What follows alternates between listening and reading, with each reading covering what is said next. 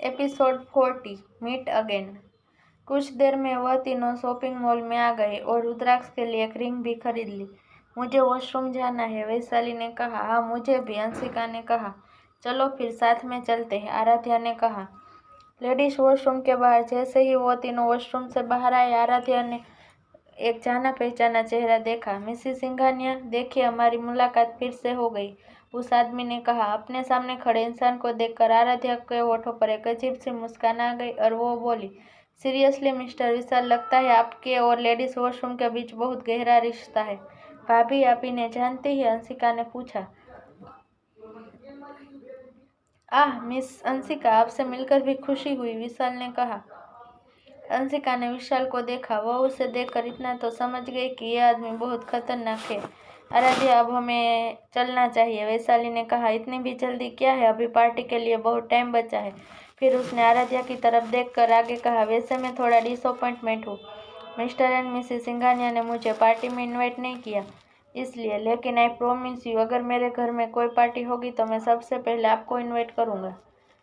उसकी बात सुनकर आराध्या ने मुस्कुराते हुए कहा, मेरी सिक्स सेंस कह रही है कि आपकी इंटेंशन सही नहीं है मिस्टर विशाल। विशाल ने हंसते हुए कहा, आपकी सिक्स सेंस बहुत स्ट्रॉन्ग है मिसेस सिंघानिया। आराध्या ने अपनी आंखें सिकोड़ ली और कहा, मुझे नहीं पता कि आपका इंटेंशन क्या है, लेकिन अगर आपका इंटेंशन मेरे हस्बैंड को नुकसान पहुंचाना है तो वो ख्याल रखने अपने दिमाग से निकाल दीजिए। चाहे कुछ भी हो जाए, मेरे रहते आप उनका कुछ भी नहीं बिगाड़ सकते। उसकी बात सुनकर विशाल ने हंसते हुए कहा, क्या मिस्टर सिंघानिया जानते हैं कि उनकी वाइफ उनसे इतना प्यार करती है?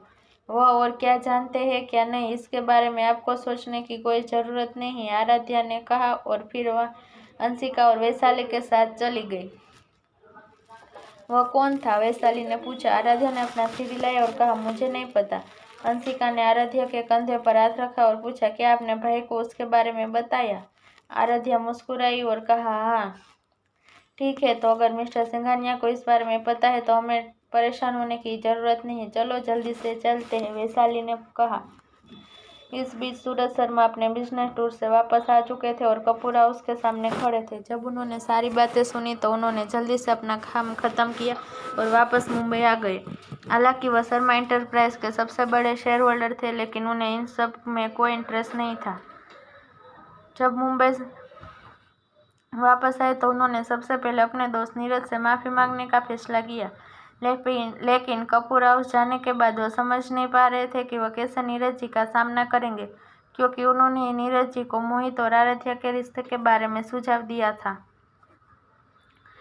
मिस्टर शर्मा, मैंने सर को आपके आने के बारे में बता दिया है, वो अंदर आपका इंतजार कर रहे हैं, एक गार्ड ने सूरज जी को बताया।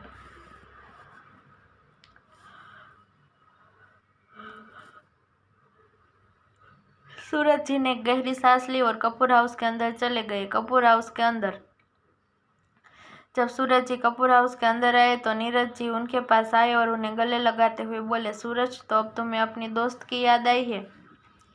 सूरज जी ने उम्मीद की थी कि जब वह यहाँ पर आएंगे तो शायद नीरज जी उनसे बहुत ज़्यादा नाराज़ होंगे, लेकिन उन्होंने जब उनके चेहरे पर मुस्कान देखी तो उन्हें गिल्टी फील हुआ। अरे क्या हुआ? नीरज जी ने पूछा। सूरज जी ने अपना सिर नीचे किया और कहा, नीरज आई।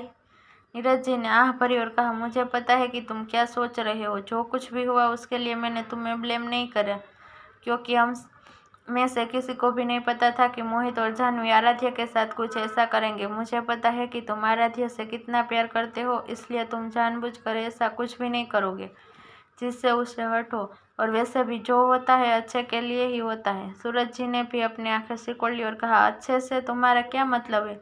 कुछ भी अच्छा नहीं है। मेरी वजह से आराध्या हर्ट हुई है और अभी भी वो हो रही है। उनकी बात सुनकर नीरज जी ने हंसते हुए कहा, किसने कहा कि आराध्या दुखी है? उसने अपने लिए प्यार करने वाला हमसफर पाया है। सूरज जी ने हैरानी में अपनी आंखें चौड़ी की और पूछा, क्या मतलब है तुम्हारा? आज रात तुम मेरे साथ पार्टी में चलो, मैं वहाँ पर तुम्हें सब कुछ बता दूंगा। फिर अपनी घड़ी देखते हुए नीरज जी ने आगे कहा, आह देखो, ज़्यादा देर नहीं है, मुझे जाकर अपने लिए एक नया सूट लेना है। सूरज जी को अपने साथ ले जाते हुए उन्होंने कहा, तुम भी मेरे साथ चलो, हमें आज रात के लिए नए कपड़े खरीदने हैं। नीरज जी को हैरानी से देखते हुए सूरज जी ने कहा, लेकिन बात मत करो, बस मेरे साथ चलो, नीरज जी ने कहा। पार्टी वेन्यू पर। सर, मैंने सारा अरेंजमेंट कर लिया है, रजत ने कहा। रुद्राक्ष ने अपना सिर हिलाया और कहा, रिसेप्शन से अपने रूम की चाबी लेकर थोड़ी देर रेस्ट कर लो। रजत ने अपना सिर हिलाया और चला गया। पार्टी एक 5 स्टार होटल में ऑर्गेनाइज की गई थी। यह 5 स्टार होटल भी सिंघानिया फैमिली का ही था। अपनी जेब से अपना फोन निकालकर रुद्राक्ष ने आराध्या को कॉल किया। हेलो आराध्या, तुम क्या कर रही हो? रुद्राक्ष ने पूछा। हम बस बात कर रहे थे, आराध्या ने कहा। मैंने तुम सबके लिए कार भेज दिया है, बस अपनी ड्रेस और मेरा सूट साथ ले आओ। मेकअप आर्टिस्ट और हेयर स्टाइलिस्ट पहले से ही यहाँ पर है, रुद्राक्ष ने कहा। आराध्या ने अपना सिर हिलाया और कहा, ठीक है, मैंने सभी के लिए होटल के रूम बुक कर लिए हैं, रुद्राक्ष ने कहा। आराध्या मुस्कुराई और बोली, ठीक है मिस्टर सिंघानिया, मैं आपको वेन्यू पर मिलती हूँ। इस बीच शर्मा हाउस में मोहित बेसब्री से लिविंग रूम में अपने अंकल का इंतजार कर रहा था। सुबह सुबह जब उसने सुना कि सूरज शर्मा वापस आ रहे हैं तो वो बहुत डर गया था। अगर सूरज जी ने अपनी पावर का यूज करके उसे कंपनी से बाहर निकल दिया तो उसकी जिंदगी बर्बाद हो जाएगी। जानवी ने उसके कंधे पर हाथ रखा और कहा, आज तुम बहुत परेशान लग रहे हो, अपनी वाइफ की तरफ मुड़ते हुए। और मोहित ने कहा, हाँ, सूरज अंकल आज वापस आ रहे हैं इसलिए। जानवी मुस्कुराई और कहा, तुम इसके बारे में चिंता मत करो, हम दोनों साथ कुछ ना कुछ जरूर कर लेंगे। फिर उसने मोहित के होठों पर किस करते हुए कहा, अब जाओ और मैंने तुम्हारे लिए जो सूट खरीदा है उसे ट्राई कर लो। मोहित ने सिर हिलाया और ऊपर चला गया। मोहित के जाने के बाद जानवी ने अपना फोन निकाला और आराध्या को कॉल किया। लेकिन जब उसने कॉल लगाया तो आराध्या का कॉल बिजी आ रहा था, इसलिए उसने उसे मैसेज टाइप किया। मैसेज सेंड करने के बाद जानवी मुस्कुराई और ऊपर चली गई। रुद्राक्ष का कॉल कट करने के बाद आराध्या ने जब जानवी का मैसेज पढ़ा तो वो हंस पड़ी। मैसेज में लिखा हुआ था, दीदी, क्योंकि आपको इनविटेशन नहीं मिला तो आप पार्टी में नहीं जा सकते। अगर आप चाहे तो आप मेरे साथ जा सकती है। मुझे पता है कि आप भी देखना चाहते हो कि रुद्राक्ष सिंघानिया की वाइफ कौन है, तो अगर आप जाना चाहते हो तो मुझे मैसेज करना।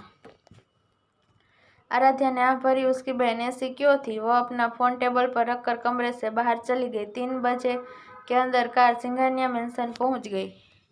यह सब कार के अंदर रखो, साक्षी जी ने वर्कर से कहा। अंशिका, आराध्या, वैशाली, चलो चलते हैं, हमें देर हो रही है, दादी बोली। मैं उन्हें बुलाकर लाता हूँ, अक्षित ने कहा कि वो ऊपर की ओर दौड़ा। मम्मा, दादी आप सभी को नीचे बुला रही है, दरवाजे पर दस्तक देते हुए अक्षित ने कहा।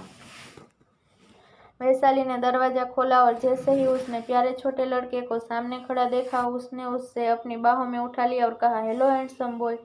अक्षित ने वैशाली के गाल थपथपाए और कहा, एक और ब्यूटीफुल आंटी।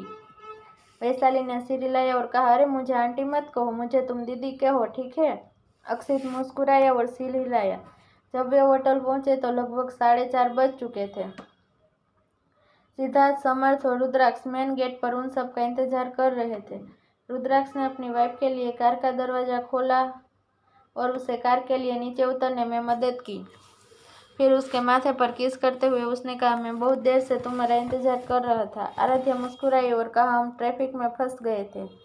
हे भगवान, तुम दोनों के आसपास बहुत सारे सिंगल लोग हैं, तुम दोनों अपना रोमांस अपने रूम में करना, कार से उतरते हुए वैशाली ने कहा। वैशाली की बात सुनकर सिद्धार्थ ने उसे अजीब नजरों से देखा।